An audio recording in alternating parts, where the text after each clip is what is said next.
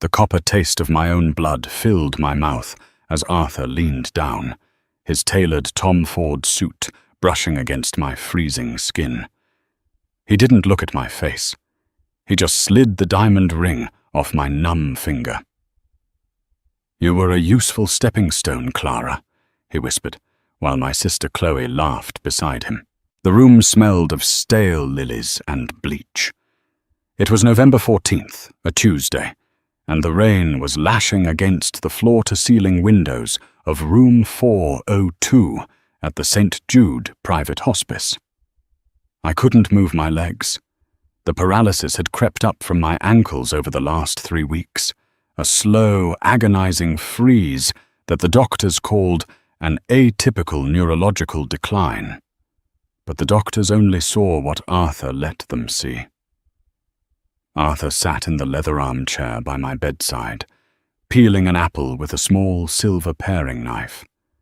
The blade caught the dim light of the heart monitor. He was meticulous, keeping the red skin in one unbroken, spiraling ribbon. He had always been patient. That was what made me fall for him 5 years ago at the charity gala for the Children's Hospital. I thought his patience was devotion. I thought his quiet nature was strength. "The board approved the asset transfer this morning, Clara," he said, his voice flat, devoid of the warmth he used to fake so well. He didn't look up from the apple. "The Harrison Group is officially integrated into my logistics firm. Your father's legacy is in safe hands." I tried to speak, but my throat felt like it was coated in sand. "Arthur, the pain, the medication." "The medication is doing exactly what it's supposed to do," a voice called out from the doorway. Chloe walked in. My half-sister. She was wearing a cream cashmere coat that I had bought her for her 24th birthday, and her heels clicked sharply against the linoleum. She didn't look like a grieving relative. She looked like a woman who had just won the lottery. She walked straight to Arthur, placing a manicured hand on his shoulder. He didn't flinch. Instead, he leaned his head slightly into her touch. The monitor beside me beeped in a ragged, accelerating rhythm. My heart was fighting a losing battle against the digitalis they had been slipping into my nightly chamomile tea for 6 months. I had trusted Chloe when she brought it to me, thinking she was comforting her sick older sister. "You always were too naive, Clara," Chloe said, stepping closer to the bed. She looked down at me, her eyes devoid of any sisterly affection, filled only with a deep, festering resentment. "You thought because Dad left you the majority shares, you were the smart one. You thought because you wore the 5-carat solitaire, you were the one he loved. Arthur has been mine since before the wedding. We just needed your signature on the unrestricted power of attorney." "Why?" The syllable dragged itself out of my chest, tearing at my throat. Arthur finally looked at me. His grey eyes were cold like wet slate. "Because you're boring, Clara. And because your father treated me like a stray dog he brought into the firm. He made me sign a prenuptial agreement that left me with nothing if we divorced. The only way I get what I earned is if you die while we're still happily married." He stood up, ate the slice of apple from the knife, and set the blade down on my bedside table. Then he reached out and took my left hand. His fingers were warm. Mine were ice. He twisted the diamond engagement ring, the Harrison family heirloom, off my finger. It resisted at the knuckle, scraping against my dry skin until it popped free. "Chloe likes the setting," Arthur said casually, slipping the ring into his vest pocket. "It'll look better on her." "Please," I gasped, the monitor's alarm beginning to blare a shrill, continuous note. The air in my lungs felt like boiling oil. "Arthur, please, don't beg Clara. It's unseemly," Chloe mocked, pulling Arthur toward the door. "We have a dinner reservation at Le Bernardin at 8. We shouldn't be late." They walked out. The heavy oak door clicked shut, the lock engaging with a sound like a gunshot. The room grew darker, the edges of my vision fraying into black static. The last sound I heard was the flatline of the machine, a single unbroken scream that echoed the one trapped inside my chest. I died in the dark, knowing my father's killer and mine was going to inherit everything I had ever loved. Then I choked. My lungs expanded violently, pulling in a massive, freezing draft of air. I bolted upright, my hands clutching at my throat. There was no sand, no paralysis. My fingers felt warm, the skin supple and alive. I wasn't in room 402. The scent of bleach was gone, replaced by the rich, heavy aroma of Joe Malone English pear and freesia. I was sitting on a plush velvet vanity stool in my own dressing room in our townhouse on East 71st Street. My breath came in ragged gasps as I looked into the triple-panel gilded mirror. The woman looking back at me wasn't the skeletal, sallow corpse from the hospice. My skin was radiant, my dark hair falling in thick waves over my shoulders. I looked down at my left hand. The 5-carat diamond solitaire was right there, catching the morning sunlight, heavy and suffocating. I grabbed the iPhone sitting on the marble vanity. The digital clock read, May 12th, 2024. 8:14 a.m. 2 years before my death. 6 months before my father's accidental fall down the stairs at the country estate. 1 year before my own health began to mysteriously deteriorate. My knees shook so hard I had to grip the edge of the marble. The rage came first, a white-hot flash that made my teeth grind until my jaw ached, followed by a terrifying, crystalline clarity. I didn't cry. I didn't scream. I stood up, walked over to the bathroom sink, and turned on the cold water. I washed my face, staring at my reflection through the dripping droplets. May 12th, I whispered to myself. Today was the day of the Harrison Group's spring gala. Tonight, Arthur was scheduled to announce our upcoming wedding date to the press, cementing his position as the executive vice president of my father's company. Tonight was the night he and Chloe were supposed to meet, secretly in the conservatory of the Plaza Hotel, to celebrate their progress. A soft knock sounded on the dressing room door. "Clara, darling, are you awake?" Arthur's voice drifted through the wood, smooth, cultured, perfectly pitched to soothe. I closed my eyes for a fraction of a second, forcing my racing heart into a steady, rhythmic beat. I clenched my fists until my nails bit into my palms, using the small sting of pain to anchor myself. When I opened the door, my face was a perfect, placid mask. "Good morning, Arthur," I said, my voice steady, light, and entirely devoid of the desperation that had defined my previous life. The water in the sink swirled with the dark brown liquid, and I watched it disappear down the drain, imagining Arthur's ambitions going right along with it. I knew exactly what I had to do, and I knew I had to do it before November, before my father walked up those stairs at the Greenwich estate for the last time. My father, Richard Harrison, was sitting in his study downstairs, reading the Wall Street Journal when I walked in. Seeing him alive, his silver hair neatly combed, his eyes sharp and full of life, brought a lump to my throat that I had to swallow down by force. I couldn't break character. Not yet. "Morning, Pumpkin," he said, looking up with a warm smile. You look like you're on a mission." "I am, Dad," I said, sitting across from him at the heavy mahogany desk. I reached into my pocket and pulled out my phone, setting it face down. "I need a favor, a big one, and I need you to trust me, without asking questions for 48 hours.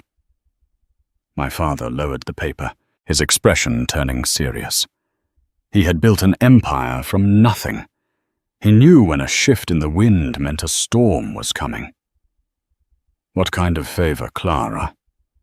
"I want a full forensic audit of the logistical expansion project Arthur has been managing in the tri-state area.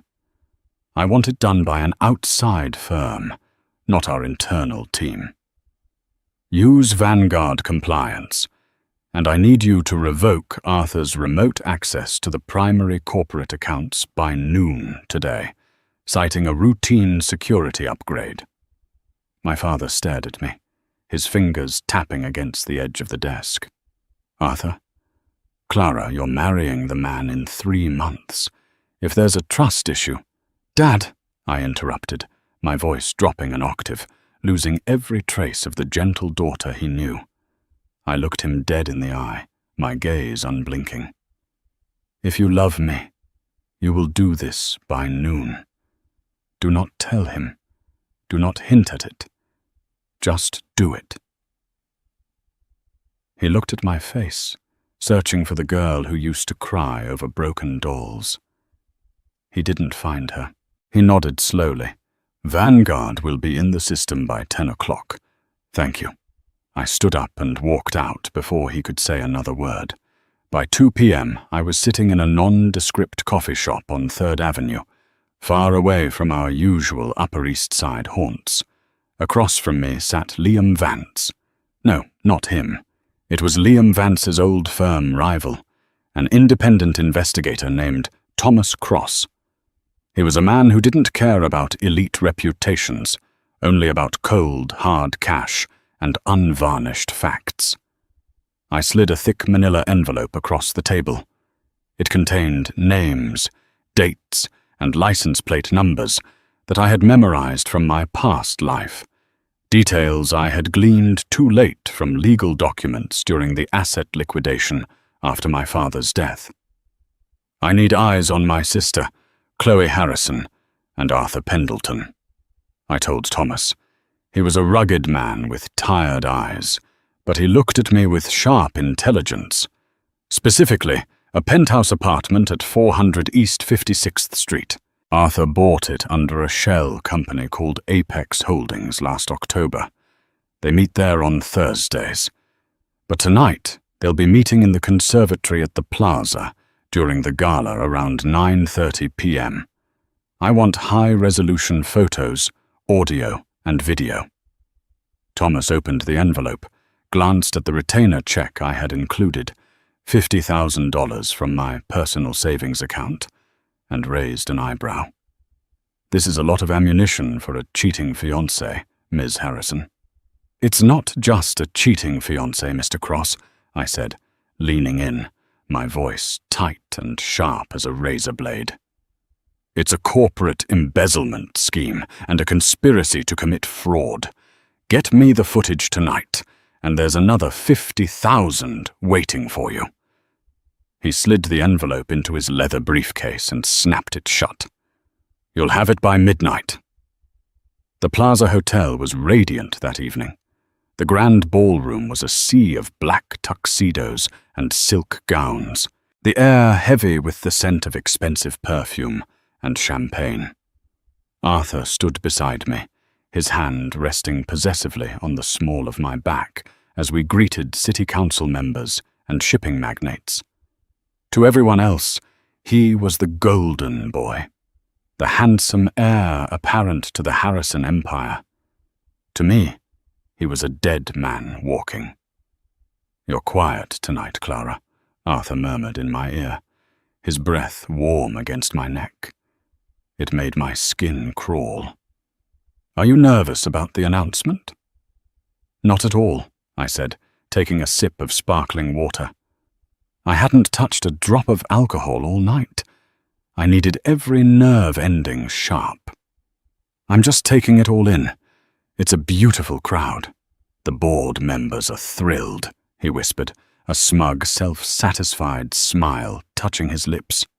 Your father is going to make the introduction in 20 minutes. Excuse me for a moment, Arthur. I need to powder my nose, I said, giving his arm a gentle squeeze. I walked away from the ballroom, but I didn't go to the restroom. I took the service elevator down to the mezzanine level and slipped into the shadows of the corridor leading toward the conservatory.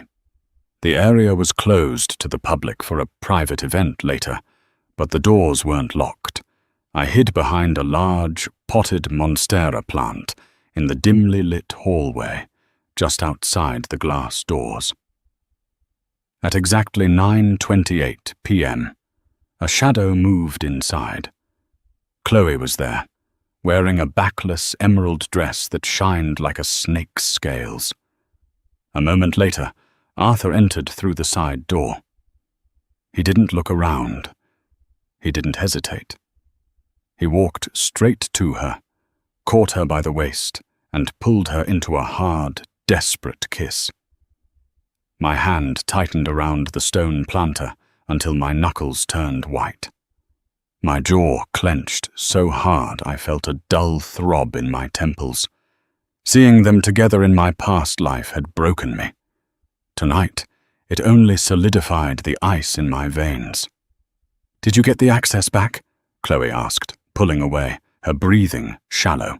Arthur, my father's assistant, said the corporate accounts were locked for an upgrade. Is something wrong?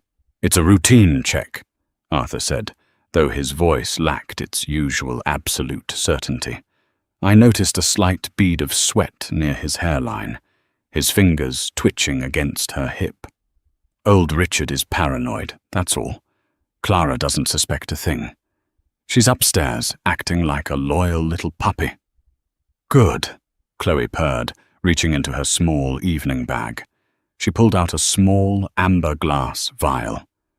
Because the pharmacy in New Jersey delivered the new batch, I returned to the grand ballroom just as my father tapped his crystal champagne flute with a silver spoon. The sharp, ringing sound sliced through the low, wealthy hum of billionaire chatter and clinking glasses. Arthur immediately left the crowd and took the microphone, his smile a practiced weapon of mass deception. He looked out over the sea of 500 guests, his posture radiating false humility.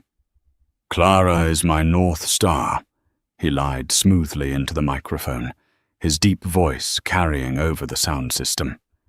She has grounded me, guided me, and given my life a purpose I never knew it lacked. We are thrilled to announce that our wedding will take place on August 10th. The applause was deafening. I stood beside him, maintaining a radiant, bashful smile as he pulled me in and kissed my cheek. His lips felt like dead flesh against my skin. I kept my breathing even, fighting the visceral urge to claw his eyes out. Instead, I leaned into his ear, my voice a soft, venomous whisper beneath the roar of the crowd. Make sure you enjoy the spotlight tonight, Arthur, I murmured, my lips barely brushing his jaw. It's so easy to go blind when you stare into the light for too long. I felt the micro flinch in his spine, a tiny imperceptible crack in his armor. He pulled back, his grey eyes searching my face for a fraction of a second, looking for the naive girl he thought he owned. I just smiled wider, impenetrable and cold. 3 days later. Thursday, May 15th. 10 a.m. The Harrison Group boardroom on the 42nd floor of the Chrysler building felt like a tomb. Rain lashed against the floor-to-ceiling glass in a violent frenzy, a deliberate, poetic echo of the weather on the day I died in that hospice room. My father sat at the head of the massive mahogany table, his face carved from unyielding granite. The night before, I had sat with him in his private study and played the video Thomas Cross had captured. The man who had built a logistics empire from the ground up, who had survived market crashes and ruthless hostile takeovers, had wept silently into his hands when he heard his youngest daughter and his future son-in-law calmly discussing his murder. I had held him while he cried, and then together we went to war. I sat to my father's right. Arthur walked in exactly at 10, holding a custom leather portfolio, expecting a routine strategy meeting for the third quarter. Instead, he found the 2 lead forensic auditors from Vanguard Compliance packing up their projectors, their faces grim. "Arthur," my father said. His voice was terrifyingly calm, stripped of all the paternal warmth he usually reserved for him. "Have a seat." Arthur's practiced, easy smile faltered. His eyes darted nervously from the grey-suited auditors to me, then back to my father. He sat down, his posture stiffening, the leather portfolio creaking under his grip. "Richard, what's going on?" I couldn't access the primary corporate accounts this morning to finalize the New Jersey payroll. I'd said there was a lockout. I slid a heavy 50-page bound document across the polished wood of the table. It stopped exactly 3 inches from his hands. "Vanguard finished their forensic audit of your expansion project, Arthur," I said. My voice was entirely level, carrying the exact same clinical, detached tone he had used when peeling that apple by my deathbed. Arthur opened the folder. It took exactly 4 seconds for the blood to drain completely from his face. His grey eyes, usually so cold and controlled, widened in raw, suffocating panic. "Apex Holdings," my father stated, tossing a glossy 8x10 photograph onto the center of the table. It was Thomas Cross's handiwork, a crystal-clear shot of Arthur walking into the East 56th Street penthouse.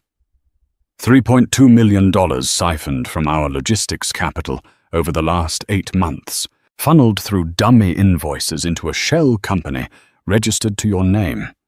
"Richard, Clara, this is a massive misunderstanding," Arthur stammered. The smooth, cultured baritone was entirely gone, replaced by the reedy, desperate pitch of a cornered rat. He reached up, tugging violently at the collar of his Tom Ford suit as if it were choking him. A visible bead of sweat broke out on his temple, tracking down his jaw. The funds were sequestered for rapid deployment in the zoning acquisitions. It's standard corporate practice to keep liquid assets. Standard practice doesn't involve falsifying vendor invoices from non-existent freight companies, I interrupted, cutting him off like a guillotine. I leaned forward, resting my elbows on the table, locking my eyes onto his terrified face. "I also checked the prenuptial agreement draft you sent my lawyers yesterday, the one where you quietly amended the dissolution clause to grant you 50% of my voting shares upon my untimely death. Funny timing, Arthur, considering you and Chloe bought a very specific amber vial of neurotoxins from a black market pharmacy in New Jersey last week." Arthur stopped breathing. His hands began to shake violently, rattling the heavy boardroom table. He looked at me, truly looking at me, perhaps for the very first time. The docile, adoring woman he thought he had successfully manipulated was dead. The woman staring back at him was the architect of his absolute destruction. "I am giving you exactly 1 hour to clear out your office," my father said, standing up, casting a long, imposing shadow over Arthur's shrinking form. "Our legal team is drafting the termination and immediate asset seizure agreements. You will sign over the penthouse, the offshore accounts, and every single cent you stole. If you try to fight this, or if you ever come near my daughters again, the FBI gets the Vanguard file and the audio recordings of your little hotel rendezvous at noon." Arthur opened his mouth, his jaw working uselessly. He looked at me, his eyes wide, pleading, begging for the mercy he had denied me. "Clara, please, you know me. We love each other."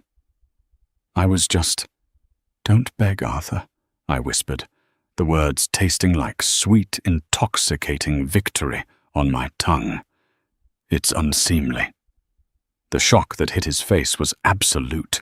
He stumbled out of the boardroom, a hollowed-out shell of a man, his arrogance shattered into a million irreparable pieces. But financial ruin and corporate exile were only the first layers of my vengeance. He still had his physical freedom, and he still had Chloe. Not for long. 2 days later, Saturday afternoon. The Upper East Side townhouse was completely quiet. I had invited Chloe over for a sisterly catch-up. She arrived at precisely 3 o'clock, wearing a tailored Burberry trench coat, her face tight with barely concealed anxiety. The storm did not break for 3 weeks. I spent those days in a state of absolute, hyper-vigilant calm. Arthur had vanished from the corporate world, his reputation entirely incinerated by the vanguard audit files that my father had quietly circulated among the elite circles of Manhattan finance. He was unhireable, radioactive, and penniless. Chloe had locked herself inside her small studio apartment in Greenwich Village, ignoring my father's legal notices regarding her immediate removal from the family trust. They were both cornered animals, and cornered animals always make a desperate, reckless move when they think no one is watching. The first major twist came on a sweltering Tuesday afternoon, June 4th. I was at my father's Greenwich estate, auditing the domestic payroll in his private study, when my phone rang. It was an unlisted number. "Clara," a voice rasped. It took me a moment to recognize it. The smooth, arrogant Arthur was gone. This voice sounded broken, raw, and completely unhinged. "You think you've won. You think you've taken everything from me." "I know I have, Arthur," I said, my voice steady, my fingers lightly tracing the edge of the mahogany desk. "And you deserve far worse." "You don't know the whole story," he choked out, a bizarre, wet laugh cutting through the line. "You think I was the architect. You think I was the one who siphoned that money first? Go look at the Apex Holdings Incorporation documents again, Clara. Look at the primary beneficiary listed under the blind trust. I was just the muscle. Your father, your beloved father, he didn't care about you. He was using my embezzlement to cover his own massive shortfalls in the European shipping lanes. He was going to let me take the fall all along." My heart stopped. The room seemed to tilt slightly. "You're lying. Check the signature on the secondary authorization form," Arthur snarled. "The one dated October 14th. Then tell me who the real monster is. He knew about the poison, Clara. He knew Chloe was buying it. He just wanted your shares to revert back to him before you died, so he could liquidate them to pay off his cartel debts. I'm leaving the country tonight, but I'm not going down alone." The call went dead. My hands shook, truly shook, for the first time since my rebirth. I stood up, my breath catching in my throat, and walked down the long corridor to my father's private filing room. My mind was a chaotic blur of memories. My father weeping in his study, my father helping me ruin Arthur. Was it all a performance, a masterful play to eliminate the loose ends before they could implicate him? I opened the heavy iron safe, using the master combination I had known since childhood. I pulled out the original Vanguard audit file, flipping frantically to the back pages, to the raw, unredacted bank authorizations for Apex Holdings. There it was. October 14th. A digital signature confirming the transfer of $1.5 million from our primary offshore account into Arthur's shell company. The signature belonged to Richard Harrison. I stared at the screen, a suffocating weight crushing my chest. The betrayal cut deeper than anything Arthur or Chloe had ever done. My own father. The man who called me his pumpkin. The man I had saved from a fatal fall down the stairs. Then I heard a floorboard creak behind me. I turned around slowly. My father was standing in the doorway of the filing room, but he wasn't looking at me with his usual warm, paternal smile. His face was a mask of cold, calculating, detached indifference. In his right hand, he held a heavy, vintage silver cane, the very one he was supposed to have fallen with in my past life. "You're too smart for your own good, Clara," he said, his voice entirely devoid of emotion. "Just like your mother was." "It was you," I whispered, the paper rattling in my grip. "Arthur was just your scapegoat.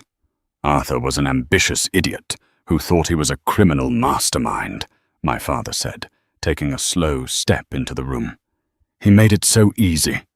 He wanted you dead because he wanted the wedding shares.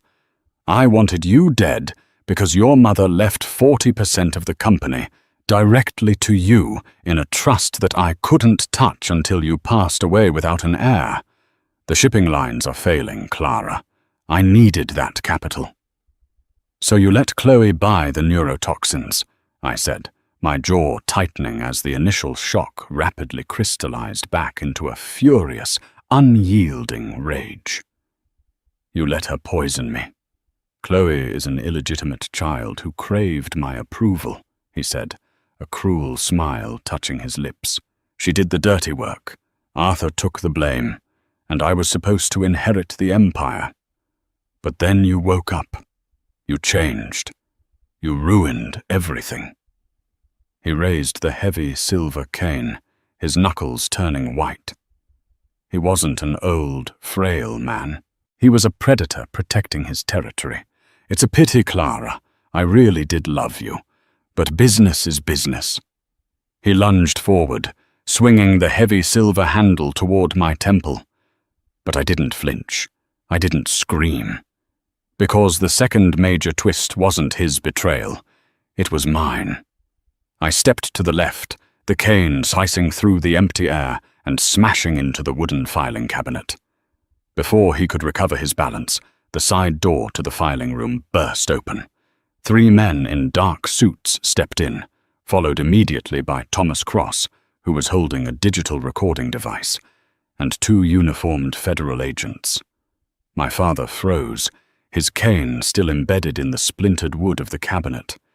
His face turned a sickly, asymmetric shade of gray, his breathing suddenly shallow and ragged. "Did you really think I wouldn't verify everything, Dad?" I said, stepping past him, completely untouchable. Arthur's call wasn't a surprise. I paid him to call me. I needed you to think you had the upper hand, so you would corner me here, in this room, where the FBI's wiretap was already running. Thomas Cross smiled, holding up the recorder. "We got every single word, Mr. Harrison, from the European shortfalls to the neurotoxins." My father's hand lost its grip on the cane. It clattered to the floor, the loud, metallic ring echoing off the concrete walls. He fell to his knees, his chest heaving as the federal agent stepped forward and clicked the heavy steel handcuffs around his wrists. He looked up at me, his eyes peignoirs with a desperate, pathetic terror, his lips trembling as he tried to speak. "Clara, please, I'm your father," he stammered, sweat pouring down his face, soaking his expensive silk tie. "You were a useful stepping stone, Richard," I said, using his own cold philosophy against him.